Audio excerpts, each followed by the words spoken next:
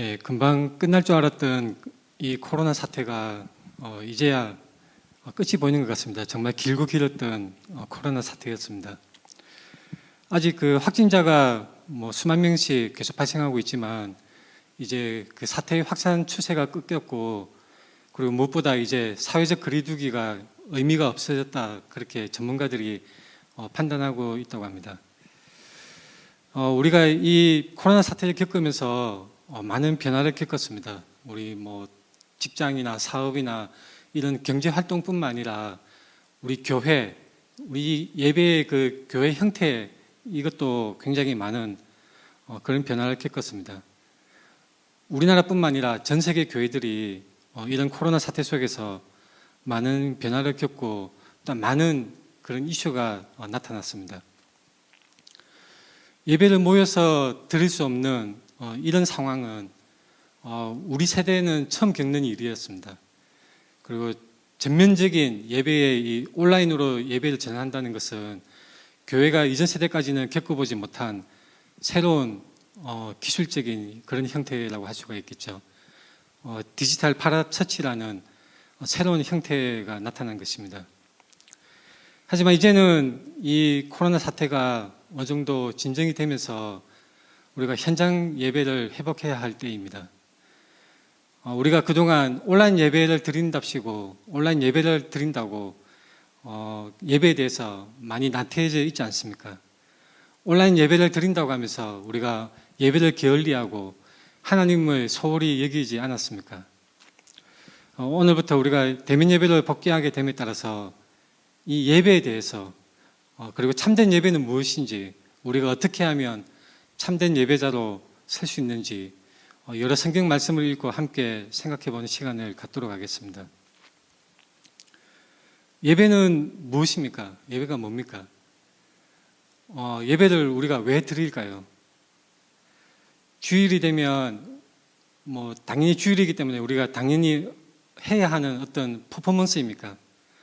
아니면 레크리에이션입니까? 어떤 마음의 위안을 얻고 어떤 마음의 그런 기쁨을 받기 위해서 그냥 영화를 보듯이, 오락거리를 찾듯이, 또는 스포츠 경기를 보듯이 유튜브를 틀어놓고 그냥 쳐다보는 그런 어떤 소일거리라고 할 수 있습니까?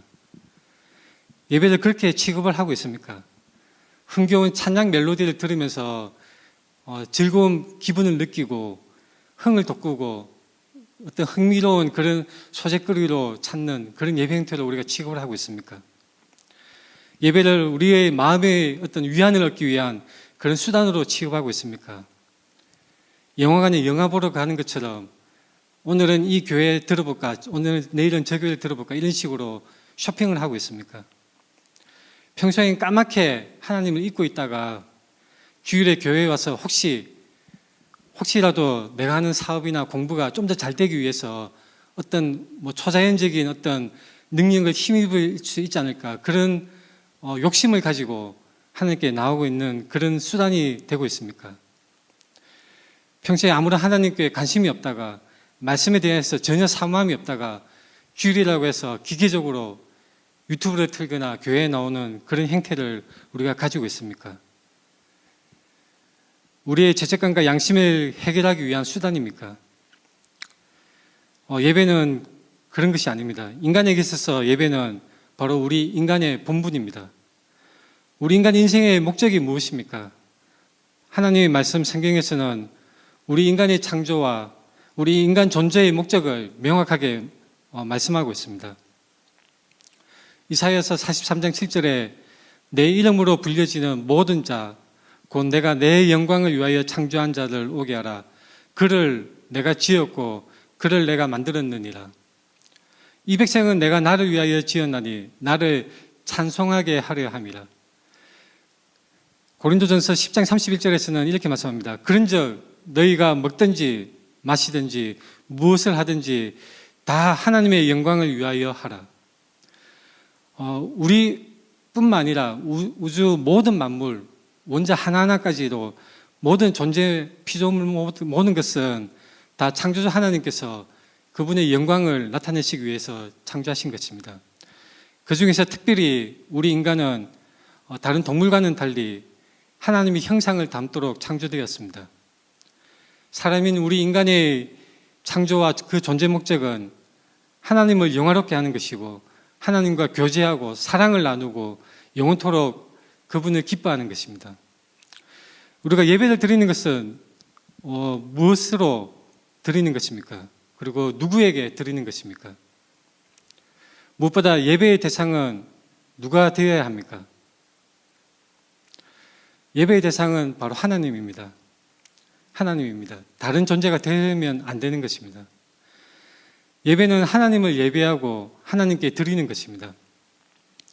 만약에 예배를 받으실 이 하나님의 자리에 다른 대상, 다른 객체를 올려놓으면 그것이 바로 우상이 되는 것입니다. 우상을 섬기게 되는 것입니다.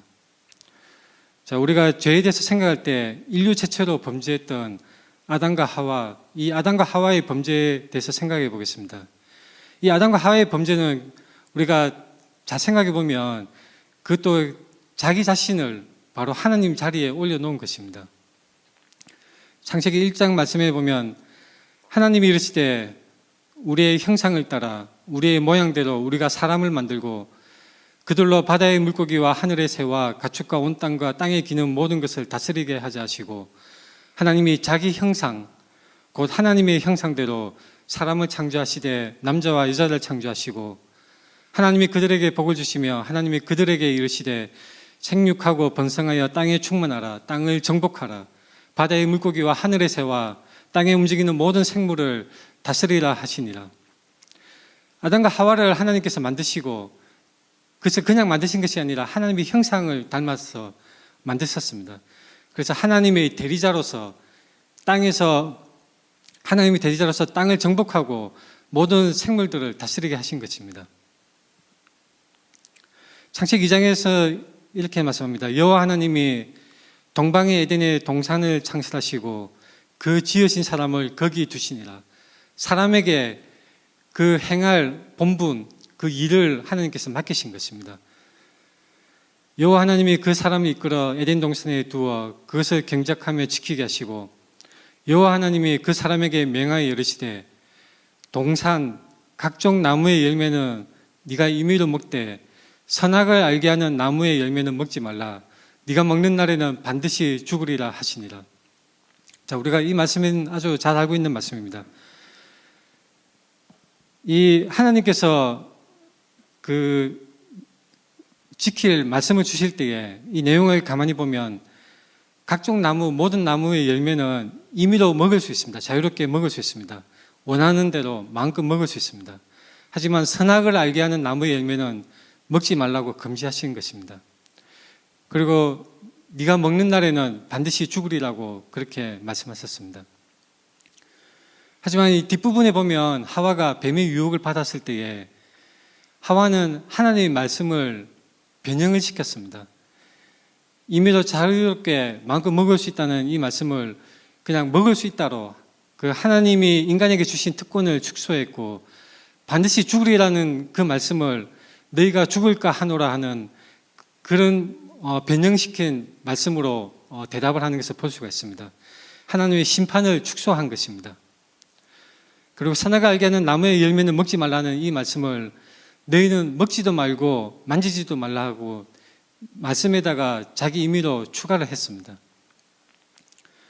아담과 하와는 하나님을 신뢰하고 순종함으로써 하나님을 더욱더 닮아갈 수 있었습니다. 그런데 하나님과 같이 되고 싶은 그런 교만의 마음으로 하나님께 불순종했던 것입니다. 하나님과 같이 되고 싶은 것은 바로 자기 자신을 그 하나님의 자리에 올려놓은 것이었습니다. 하나님 대신에 자기 자신을 올려놓은 것, 그것은 바로 하나의 우상숭배라고 우리가 볼 수가 있겠습니다. 아담과 하와는 벌을 받고 에덴에서 쫓겨납니다. 그러나 은혜의 하나님, 자비로우신 하나님께서는 이 아담과 하와를 위해서 가만히 버려두시는 것이 아니라 가죽옷을 지어서 입히셨습니다. 창세기 3장 21절 여호와 하나님이 아담과 그의 아내를 위하여 가죽옷을 지어 입히시니라. 그리고 창세기 3장 15절에서는 원시적인 그 복음의 말씀을 주십니다.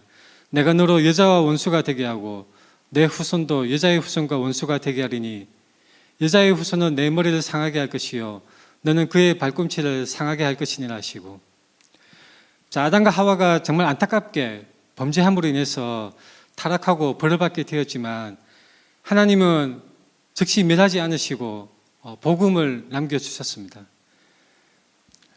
이 복음이 바로 우리 인류의 소망인 것입니다. 우리가 하나님께 나아갈 때, 하나님께 예배드릴 때 우리가 믿음으로 순종함으로 하나님께 나아가야 합니다. 하나님 말씀대로 하나님께 나아가야 하는 것입니다. 하나님께 나아갈 때 우리는 믿음으로 나아가야 합니다. 믿음이 없이는 하나님을 기쁘게 해드리지 못하는 것입니다. 히브리서 11장 말씀에는 이런 말씀이 있습니다. 믿음이 없이는 하나님을 기쁘시게 하지 못하나니 하나님께 나아가는 자는 반드시 그가 계신 것과 또한 그가 자기를 찾는 자들에게 상 주신이 있음을 믿어야 할지니라. 우리가 성경에 보면, 창세기에 보면 아담의 다음 세대인 가인과 아벨의 경우를 보게 됩니다. 자, 가인과 아벨이 하나님께 어떻게 나아갔는지를 한번 보겠습니다. 창세기 4장 말씀에 아담이 그의 아내 하와와 동침하며 하와가 임신하여 가인을 낳고 이르되 내가 여호와로 말미암아 득남하였다니라. 그가 또 가인의 아우 아벨을 낳았는데 아벨은 양치는 자였고 가인은 농사하는 자였더라.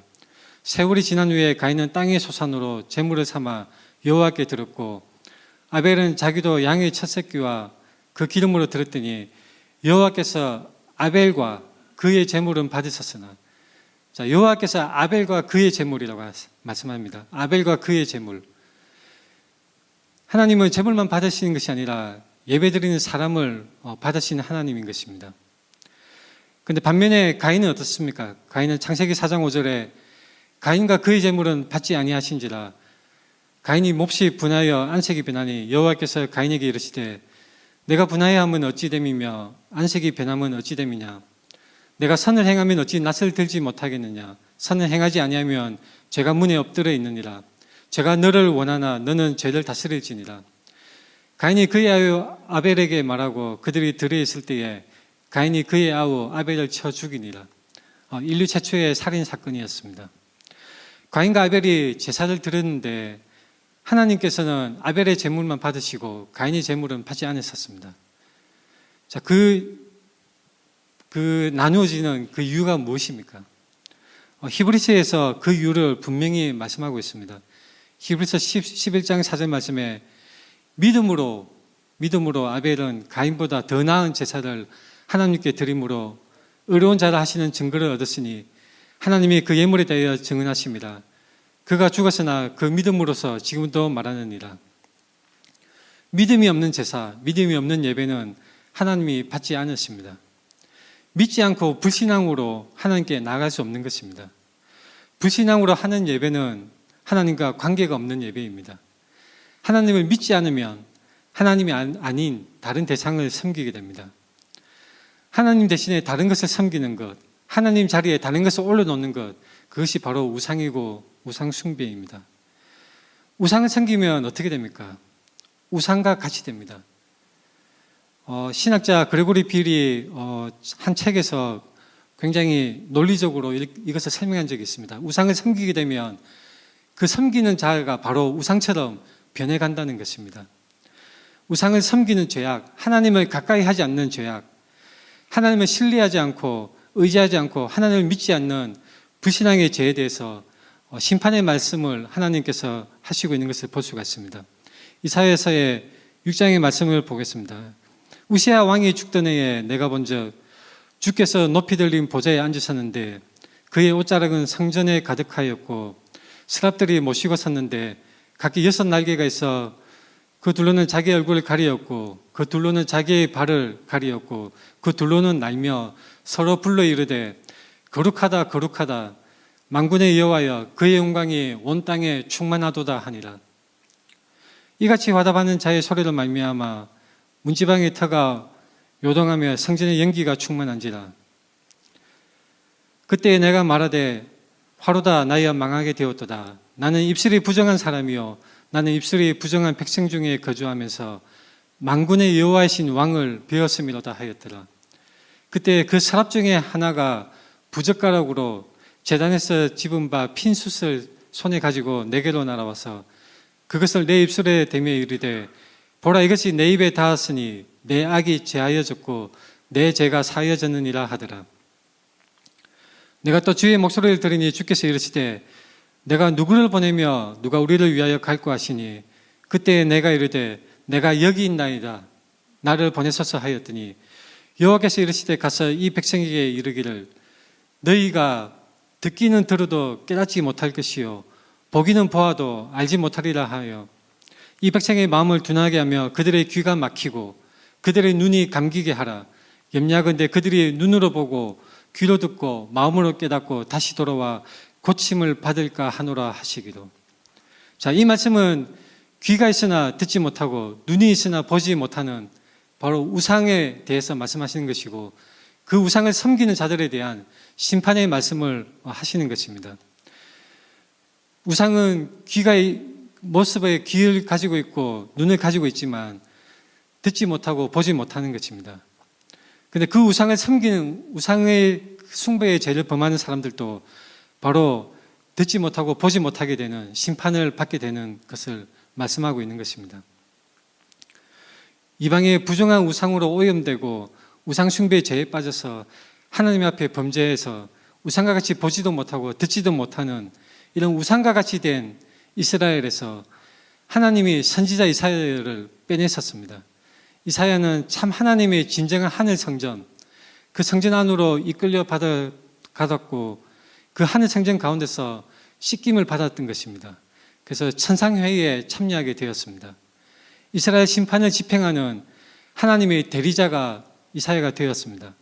우상 숭배에 빠진 이스라엘은 이 심판을 통해서 이스라엘은 우상과 같이 우상을 섬기는 자들이 바로 우상과 같이 들어도 듣지 못하고 보고도 보지 못하는 우상처럼 변하고 우상 섬기기를 계속해서 고집하는 죽은 사람들과 같이 되는 것입니다. 우상을 섬기는 자는 우상을 닮아갑니다. 하나님은 그들을 내버려 두시는 심판을 하시는 것입니다. 자, 이와 같은 표현은 여러 군데 이사야서에서 볼 수가 있습니다. 이사야서 42장에서 조각한 우상을 의지하며 부어 만든 우상을 향하여 너희는 우리의 신이라 하는 자는 물리침을 받아 크게 수치를 당하리라. 너희 못 듣는 자들아 들으라. 너희 맹인들아 밝히 보라. 맹인이 누구냐? 내 종이 아니냐? 누가 내가 보내는 내 사자같이 못 듣는 자겠느냐? 누가 내게 충성된 자같이 맹인이겠느냐? 누가 여호와의 종같이 맹인이겠느냐? 네가 많은 것을 볼지라도 유의하지 아니하며 귀가 열려 있을지라도 듣지 아니하는도다. 자, 보지 못하고 듣지 못하는 자들, 우상을 섬기는 자들, 이들은 또한 우상과 같이 보지 못하고 듣지 못하는 내버려 두심을 당하게 되는 심판을 받는 것입니다. 이사야서 43장 8절에 눈이 있어도 보지 못하고 귀가 있어도 듣지 못하는 백성을 이끌어내라. 자, 반복해서 눈이 있어도 보지 못하고 귀가 있어도 듣지 못하는 이 표현이 계속 반복해서 나옵니다. 이사야 44장에서는 우상을 만드는 자는 다 허망하도다. 그들이 원하는 것들은 무익한 것이거늘 그것들의 증인들은 보지도 못하며 알지도 못하니 그러므로 수치를 당하리라. 그들이 알지도 못하고 깨닫지도 못함은 그들의 눈이 가려서 보지 못하며 그들의 마음이 어두워져서 깨닫지 못함이니라.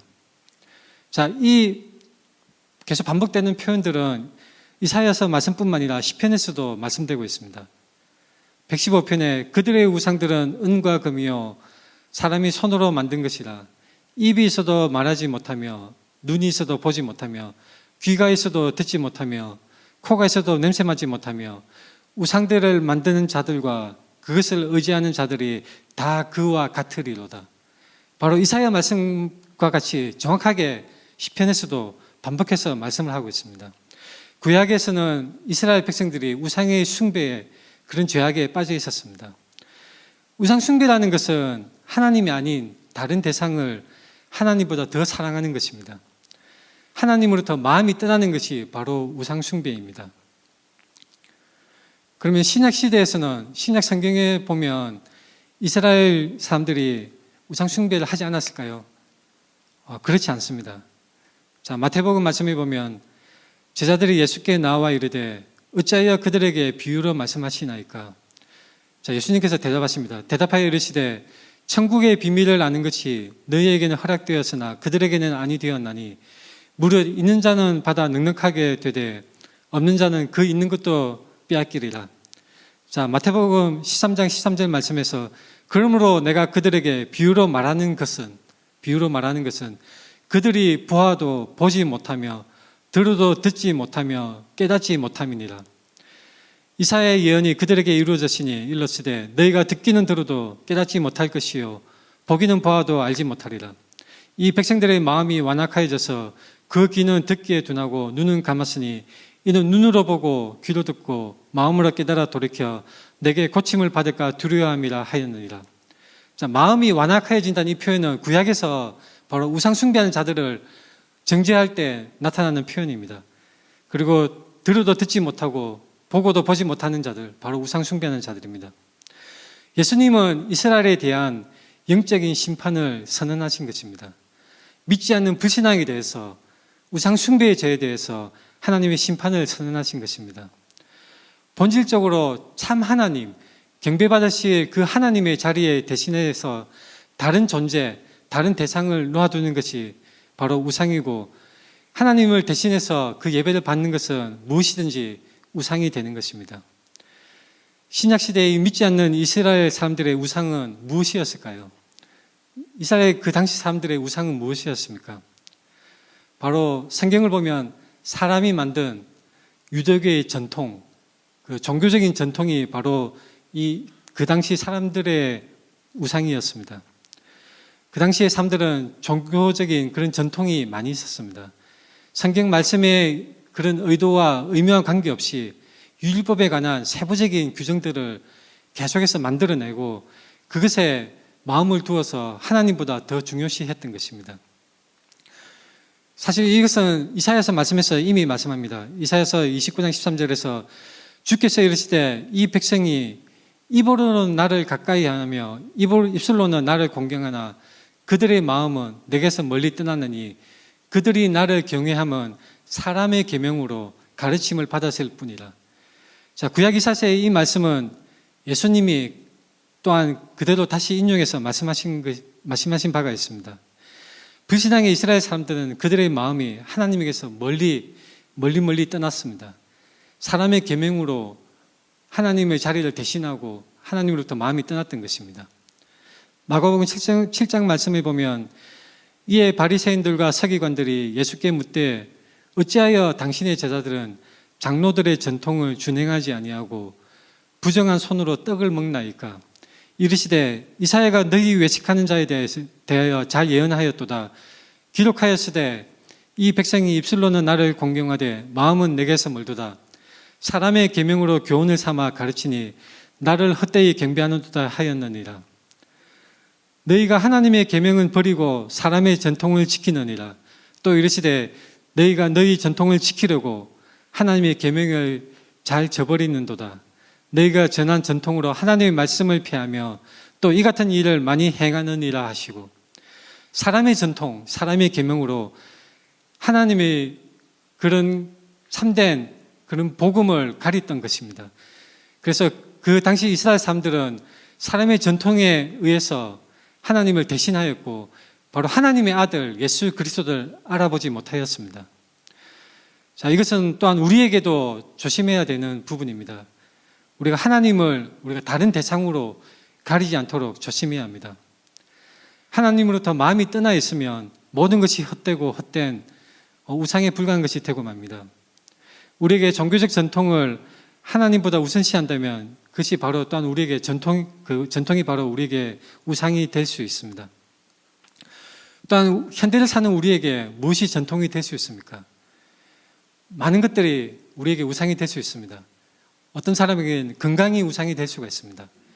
어떤 사람에게는 바로 돈이 우상이 될 수가 있는 것입니다. 돈 자체는 중립적인 그냥 수단이지만 돈을 사랑하게 되면 그것이 바로 우리에게 우상이 될 수가 있습니다. 자, 골로새서 말씀에 그러므로 땅에 있는 지체를 죽이라. 곧 음란과 부정과 사욕과 악한 정욕과 탐심이니 탐심은 우상 숭배니라. 디모데전서 말씀에 돈을 사랑함이 일만 악의 뿌리가 되나니 이것을 탐내는 자들은 미혹을 받아 믿음에서 떠나 많은 근심으로서 자기를 찔렀도다. 탐심은 우상숭배라고 성경에서 말씀합니다. 돈을 사랑하고 우리 눈에 보이는 헛된 것을 하나님보다 사랑한다면 그것이 우상이 되는 것입니다. 현대를 살아가는 우리들에게 있어서 여러 가지 명예나 돈이나 건강이나 때로는 가족이 우상이 될 수도 있습니다. 일단 현대 문화 속을 가만히 살펴보면 현대를 살아가는 우리에게 있어서 또한 가장 큰 우상은 바로 우리 자신입니다. 우리 자신이 무엇을 이루었다, 우리 자신이 무엇을 했다, 자아를 실현했다, 이런 모든 우리를 둘러싸고 있는 우리 현대 문화들이 바로 우리 자신을 우상으로 만들고 유혹하고 있습니다. 자기 자신을 최고의 가치에 두게 하게 만드는 것입니다. 우리 자신을 인생의 모든 목적에 두는 것입니다. 그래서 가장 귀하고 소중한 것이 바로 자기 인생의 어떤 그런 만족감, 자기 인생에 실현하는 그런 자기 자신을 위한 삶을 가장 최고의 가치에 두게 하는 것이 바로 현대 문화인 것을 우리가 알 수가 있습니다. 현대판 우상 숭배자들은 마음을 편안하게 하고 스트레스를 줄여주고 하나님과 관계없이 즐겁게 사는 것을 인생 최고의 목적으로 여기는 것입니다. 자, 마귀 사탄은 결코 전적으로 예배를 못 드리게 하는 것이 아닙니다. 그냥 적당하게 주일이면 그냥 교회 가서 예배 드리는 것도 괜찮지 하면서 적당한 선에서 하나님과 항상 일정한 거리를 두고 하나님을 멀리하게 하는 것입니다. 돈이나 음란이나 우리 자신을 우상으로 두게 하기도 하고 때로는 평안이, 때로는 쾌락이, 때로는 우리가 가지고 싶어하는 것들, 심지어는 외모가 바로 우리에게 우상이 될 수가 있습니다. 현대인들은 끊임없이 자기 얼굴을 뜯어고칩니다. 모든 가치를 외모에 두기도 합니다. 우리는 우상을 버리고 떠나야 합니다. 하나님 말씀에 반응하고 우상을 떠나야 하는 것입니다. 죄를 심판하시는 하나님입니다. 하나님은 우리에게 돌이켜 돌아오라고 지금도 말씀하고 있는 것입니다.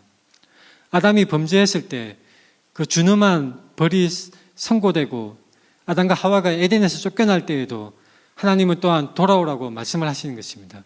하나님은 복음을 주신 것입니다. 가죽옷을 지어 입히시고 여자의 후손 예수 그리스도를 예언하신 것입니다. 이사야서 6장에서는 우상 숭배자들에 대해서 보지 못하고 듣지 못하는 그런 내버려두는 심판을 말씀을 하셨지만 그럼에도 불구하고 이사야서에서는 또한 하나님은 복음을 말씀하시고 소망을 주시는 것을 볼 수가 있습니다. 그의 택하신 백성에게 다시 회복시키실 것을 소망을 주시는 것입니다. 이사야서 32장 말씀해 보면 보라, 장차 한 왕이 공의로 통치할 것이요 방백들이 정의로 다스릴 것이며 또 그 사람은 광풍을 피하는 곳, 폭우를 가리는 곳 같을 것이며 마른 땅에 냇물 같을 것이며 곤비한 땅에 큰 바위의 그늘 같으리니 보는 자의 눈이 감기지 아니할 것이요 듣는 자가 귀를 기울일 것이며 조급한 자의 마음이 지식을 깨닫고 어눌한 자의 혀가 민첩하여 말을 분명히 할 것이라. 바로 이것이 복음의 소망을 주시는 것입니다. 성경 전체를 볼 때에 사람들은 끊임없이 하나님 앞에 범죄를 합니다. 하나님 앞에 계속 범죄를 하지만 하나님께서 심판을 하시고 또한 회복을 하시는 것을 우리가 그런 패턴을 우리가 잘 관찰할 수가 있습니다. 아담과 하와가 에덴에서 쫓겨났을 때에도 이스라엘 백성들이 모세의 인도로 출애굽해서 광야길을 행할 때에도 끊임없이 범죄하고 또한 벌을 받고 하지만 또한 하나님께서 회복시키시고 다시 돌아오라고 부르시는 것입니다. 이사야 6장에서 영적 소경 그리고 듣지 못하는 이 영적인 귀머거리에 대한 그런 심판이 말씀하시고 또 이사야서에서 그 심판이 그치는 때가 오는데 하나님은 돌아오라는 하나님의 말씀을 듣고 그 말씀에 귀를 기울이게 될 것을 말씀하고 있습니다. 영적 소경과 기물의 심판이 언제 종결되고 회복되느냐? 이사야서 32장 15절 말씀에서 말씀합니다. 마침내 위에서부터 영을 우리에게 부어주시리니 광야가 아름다운 밭이 되며 아름다운 밭을 숲으로 여기게 되리라. 자, 위에서부터 영, 바로 성령을 우리에게 부어주실 것을 예언하고 있습니다. 우상의 영향력에 갇혀있던 하나님의 백성들이 언젠가 회복의 때에 하나님의 말씀에 귀를 기울이고 돌아오는 그 말씀을 보고 듣고 회개하고 하나님께로 돌아오게 되는 것입니다. 구원은 하나님께서 우리에게 베푸시는 것입니다. 하나님의 이 돌아오라는 말씀 앞에 우리는 반응해야 됩니다. 우리는 응답하고 하나님께 믿음으로 나아가야 하는 것입니다. 예배를 드릴 때 예배를 무슨 내용으로 어떻게 드려야 하겠습니까? 구약에 보면 짐승을 잡아서 제물로 바치는 것을 볼 수가 있는데 우리가 지금 양을 잡아서 그렇게 불에 태우는 제물을 드려야 할까요? 그렇지 않습니다. 구약의 이런 제사는 바로 예수 그리스도의 속죄를 예표하는 것이었습니다. 예수 그리스도께서 영원한 제물이 되셔서 그 십자가를 지심으로 우리를 죄에서 속량을 하신 것입니다. 그래서 우리는 더 이상 제물이 필요한 것이 아니라 바로 예수 그리스도를 의지하여서 하나님께 나가야 하는 것입니다. 히브리서 9장 26절 말씀에는 그리하면 그가 세상을 창조한 때부터 자주 고난을 받았어야 할 것이로되 이제 자기를 단번에 제물로 드려 죄를 없이 하시려고 세상 끝에 나타났었느니라. 자, 우리는 예수 그리스도를 의지해서 하나님께 나가야 합니다. 그리고 우리는 예배 드릴 때에 기도와 찬양과 말씀과 교제로 하나님께 예배 드려야 합니다. 예배의 구성은 기도, 찬양, 말씀, 교제 이런 것들이 있습니다. 또한 성례가 있습니다. 제가 성례는 교제에 포함시켰는데 바로 우리가 예배를 드릴 때에 하나님께 나아가는 것인데 이 하나님께 나아가는 것이 우리 자신이 벌벗고 나아가는 것이 아니라 바로 예수 그리스도를 통해서 예수 그리스도를 옷 입고 나아가는 것입니다. 예배는 하나님과의 사귐입니다. 하나님과의 교제입니다. 또한 예배는 예수 그리스도를 머리로 둔 지체의 구성원들과 교제를 나누는 것입니다. 예배의 자리에 나아갈 때 하나님의 말씀을 또한 우리가 사모해야 합니다. 하나님의 말씀을 사모해야 합니다. 우리가 말씀을 사모하는 마음으로 언제나 예배의 자리에 나가야 합니다. 자, 우리가 사무엘상 말씀을 보면 그 어린 사무엘이 계속 하나님의 말씀을 듣는 그런 장면이 나옵니다. 그때 정말 우리가 본받아야 될 이 부분이 있는데 사무엘상 3장 9절 말씀에 엘리가 사무엘에게 이르되 가서 누웠다가 그가 너를 부르시거든 내가 말하기를 여호와여 말씀하옵소서 주의 종이 듣겠나이다 하라니 이에 사무엘이 가서 자기 처소에 누우니라. 여호와여 말씀하옵소서 주의 종이 듣겠나이다. 바로 우리가 이런 자체를 가져야 됩니다. 우리가 하나님께 나아갈 때 여호와여 말씀하옵소서 주의 종이 듣겠나이다. 오늘날에도 하나님은 성경 말씀을 통해서 우리에게 말씀하십니다. 성령님께서 우리 눈을 열어주시고 귀를 열어주셔서 우리에게 하나님 말씀을 보게 하고 듣게 하시는 것입니다. 깨닫게 하시는 것입니다. 회개하게 하시는 것입니다. 하나님께 돌아오게 하시는 것입니다. 하나님의 백성은 하나님의 말씀을 받아들입니다. 하나님의 약속의 말씀을 믿음으로 받아들입니다. 고린도서 1장 20절 말씀 저번에 한번 우리가 같이 읽은 적이 있습니다. 하나님의 약속은 얼마든지 그리스도 안에서 이해가 되니 그런즉 그로 말미암아 우리가 아멘하여 하나님께 영광을 돌리게 되느니라. 우리가 하나님의 말씀을 아멘으로 받아야 합니다. 또한 우리는 예배 드릴 때에 찬송과 기도로 예배를 드립니다. 에베소서 5장 말씀에 시와 찬송과 신령한 노래들로 서로 화답하며 너의 마음으로 주께 노래하며 찬송하며 범사에 우리 주 예수 그리스도의 이름으로 항상 아버지 하나님께 감사하며 그리스도를 경외함으로 피차 복종하라. 예배는 하나님께 찬양 드리고 우리 마음을 다해서 우리 모든 존재를 다해서 하나님을 기뻐하고 찬양하고 감사드리는 것입니다. 집에서 혼자 예배를 드릴 수 있습니까? 예배를 드릴 수 있습니다. 온라인 유튜브로 예배를 드릴 수 있을까요? 예배를 드릴 수 있습니다. 그런데 교회에서 우리가 공적으로 모여서 예배를 드리는 것도 아주 중요한 것입니다. 공적으로 예배를 드리는 것이 필요합니다. 교회는 이 건물 예배당이 아니라 바로 성도들의 모임입니다. 자, 모이는 것이 아주 중요한 것입니다. 우리가 모여서 예배를 드리는데 때로는 우리가 코로나 사태처럼 흩어져서 각자 온라인으로 예배를 드릴 수가 있습니다. 예를 들자면 만약에 가령 예를 들어서 예배당에 불이 났을 때 우리는 모여서 예배 드리는 것을 중단하고 피신했다가 다른 곳에서 예배를 드릴 수도 있고, 그것이 그 사태가 다 진정이 되면 다시 돌아와서 예배를 드릴 수가 있는 것입니다. 코로나 사태가 닥쳐왔을 때 우리가 피해서 다른 모습으로 예배를 드렸지만 이제 그것이 회복이 되면 우리의 본래의 예배의 모습을 회복해야 할 것입니다. 모이는 것이 왜 중요하냐면 사도행전 말씀을 우리가 보겠습니다. 오순절 날이 이미 이름에 그들이 다 같이 한 곳에 모였더니 빌기를 담에 모인 것이 진동하더니 무리가 다 성령이 충만하여 담대히 하나님의 말씀을 전하니라. 믿는 무리가 한 마음과 한 뜻이 되어 모든 물건을 서로 통용하고 자기 재물을 조금이라도 자기 것이라 하는 이가 하나도 없더라. 오순절 사건 때 바로 이 예수님을 믿는 사람들이 한 곳에 모였습니다. 모여서 예배를 드리고 기도를 했던 것입니다. 골로새서 말씀 3장에 보면 이런 말씀이 있습니다. 그리스도의 말씀이 너희 속에 풍성히 가하여 모든 지혜로 피차 가르치며 권면하고 시와 찬송과 신령한 노래를 부르며 감사하는 마음으로 하나님을 찬양하고. 자, 시편 말씀에서는 이렇게 말씀합니다.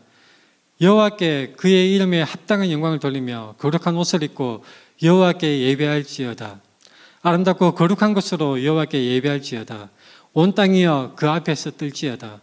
내가 주의 성전을 향하여 예배하며 주의 인자하심과 성실하심으로 말미암아 주의 이름에 감사하오리니 이는 주께서 주의 말씀을 주의 모든 이름보다 높게 하셨습니다. 우리가 하나님 앞에 정말로 간절히 하나님께 드리는 마음으로 나아가야 하는 것입니다. 기도와 찬송과 감사로 나아가야 하는 것입니다. 자, 예배는 하나님께 영과 진리로 드려야 합니다. 참된 예배를 드리려면 바로 예배를 영과 진리로 드려야 합니다. 예전에 한번 우리가 말씀을 읽은 적이 있는데 요한복음 말씀을 보면 우리 조상들은 이 산에서 예배하였는데 당신들의 말은 예배할 곳이 예루살렘에 있다 하더이다. 예수께서 이르시되 여자여 내 말을 믿으라. 이 산에서도 말고 예루살렘에서도 말고 너희가 아버지께 예배할 때가 이르리라. 너희는 알지 못하는 것을 예배하고 우리는 아는 것을 예배하노니 이는 구원이 유대인에게서 남이니라. 아버지께 참되게 예배하는 자들은 영과 진리로 예배할 때가 오나니 곧 이때라. 아버지께서는 자기에게 이렇게 예배하는 자들을 찾으시느니라. 하나님은 영이시니 예배하는 자가 영과 진리로 예배할지니라. 예배의 대상인 하나님께 어떤 관계를 맺느냐, 이것이 정말 중요한 것입니다. 우리는 하나님이 요구하시는 대로 말씀대로 예배를 드려야 합니다. 영과 진리로 예배하는 것은 바로 우리 마음을 드리고 우리의 모든 존재를 다해서 예배를 드리는 것이고 우리 인격을 다해서 예배를 드리는 것입니다.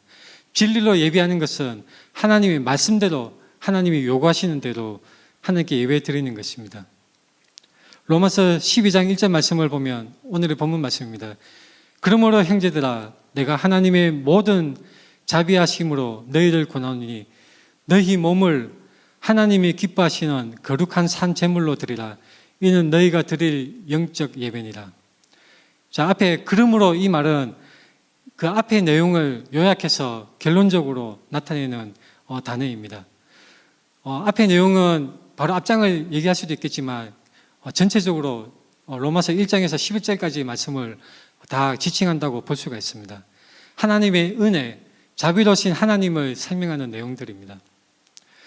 너희 몸, 이 너희 몸이라는 것은 영혼을 뺀 몸을 말하는 것이 아니라 바로 우리 자신을 말하는 것입니다. 우리 자신, 우리의 실체, 우리 존재의 실체를 바로 너희 몸이라고 여기서는 표현을 하고 있습니다.